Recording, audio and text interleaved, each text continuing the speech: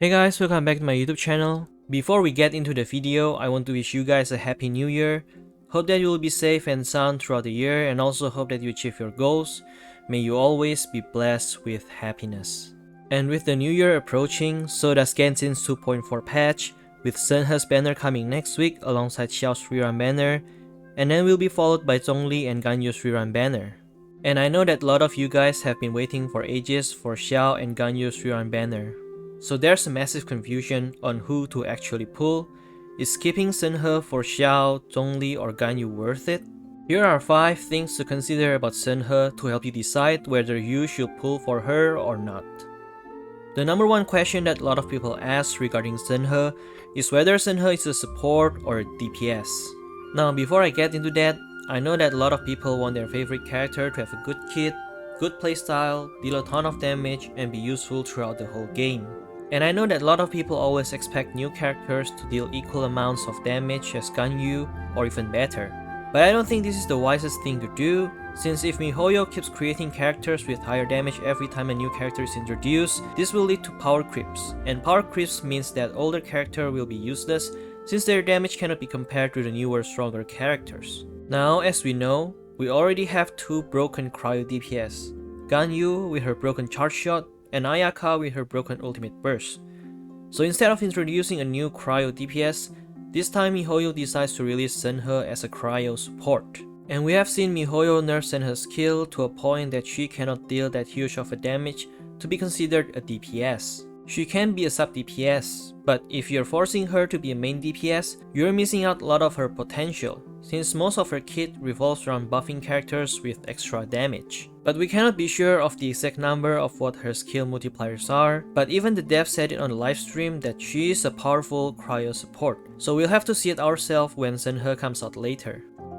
Now we'll talk about her playstyle. Her elemental skill has 2 forms, tap and hold. When her elemental skill is casted, either by tapping or holding, she'll grant an icy cold on her teammates where it will boost her teammates' cryo type damage based on her current attack. This is different from getting a cryo damage bonus, since this is a final damage bonus on cryo attacks triggered by doing either normal attack, charge attack, plunge attack, elemental skill, or elemental burst based on the current attack of Shenhe. Current attack meaning the total attack she has after adding base attack, weapons, and attack percentage on artifacts. Her passive talent adds another variation to her elemental skill. When the skill is tapped, she'll buff her team's elemental skill and elemental burst damage. When held, she'll buff her team's normal attack, charge attack, and plunge attack damage. So depending on the team you put Shenhe in, you can decide whether you want to buff their elemental skills damage or elemental burst damage, or you can buff their normal attack, charge attack, and plunge attack instead. Her elemental burst casts an AoE field that deals cryo damage periodically, and also reduces the enemy's cryo resistance and physical resistance. Adding it with her passive talent, her elemental burst also grants cryo damage bonus on teammates standing on the field. Combining her elemental skill and elemental burst, Shenhe can buff her team's cryo damage by a ton, making Cryo DPS character's damage to be even stronger. So her playstyle is more of a quick swap where you cast her elemental skill, then her elemental burst, then you swap her out into your main Cryo DPS and use the stacks of Icy Cold that you get from her elemental skill by dealing cryo type damage. Then you swap Shenhe back in to recast her elemental skill and elemental burst. For all her skills cooldown, damage multipliers, constellations, and optimal rotations, we'll have to wait until she is officially released next week. Since we have seen that Shenhe's skills benefit Cryo DPS characters the most, placing her in a team with a non-cryo main DPS is not the best decision, but still viable, such as for Meltcom. Her elemental skill triggers only when your character deals cryo type damage, and her elemental burst boosts your cryo damage output by reducing the enemy's cryo resistance and increasing her team's cryo damage. So if you don't have a good cryo DPS such as Ganyu or Ayaka, who mainly deals cryo damage, Shenhe might not be the best investment for you, since you will miss out on a lot of her potential. But if you do have a main cryo DPS such as Ganyu or Ayaka, she is a godly cryo support that can boost your cryo damage output by a ton.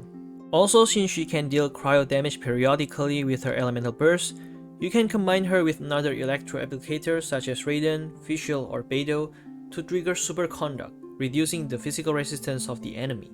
Note that her elemental burst reduces physical resistance to enemies standing on her elemental burst AoE. So putting her in a team that mainly deals physical damage such as Eula's team can still make use of her ultimate burst physical resistance shred.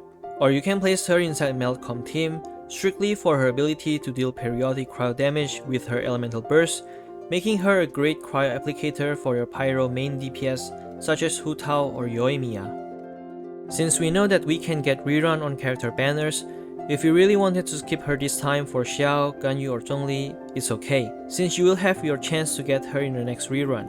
We cannot say for sure when, since usually MiHoYo adds a character banner only when that character has any relation with the story plot of that patch, but we also cannot rule out the possibility of MiHoYo adding rerun banners even when the character has no relation at all to that patch story plot. But as I have stated before, if you already have a Cryo main DPS and you wish to boost the damage even further, Shenhe is the support for that role and she is really hard to pass on. But if you only have Pyro main DPS and you only want Shenhe for her periodic cryo damage dealing capability, you might want to skip her, since there are still a lot of 4-star characters that can do that for you, such as Rosaria or Diona. I can't stress enough how you should only pull for characters that you like. Genshin Impact is a non-competitive game, and most of the contents can even be cleared with the basic 4-star characters provided for free in the beginning. So thinking too much on what the meta is, or how to deal even higher damage, when you're not trying to get a speedrun record or anything, is not going to get you anywhere. If you love Shenhe and she's your waifu, just pull for her. She's the if cryo is cold, why she's so hot waifu after all. That's it for today's video. I hope you enjoyed. Don't forget to hit the like button and subscribe. Also, if you have any question that you wanted to ask, you can put it in the comment section below. I'll try my best to answer them. And thank you so much for all the subs. You guys are the best. We have reached 500 subs, so I can unlock the community tab. Hopefully in the future I can interact with you guys more, hearing what you guys wanted to know through the community tab. Stay safe, and I'll see you in the next video.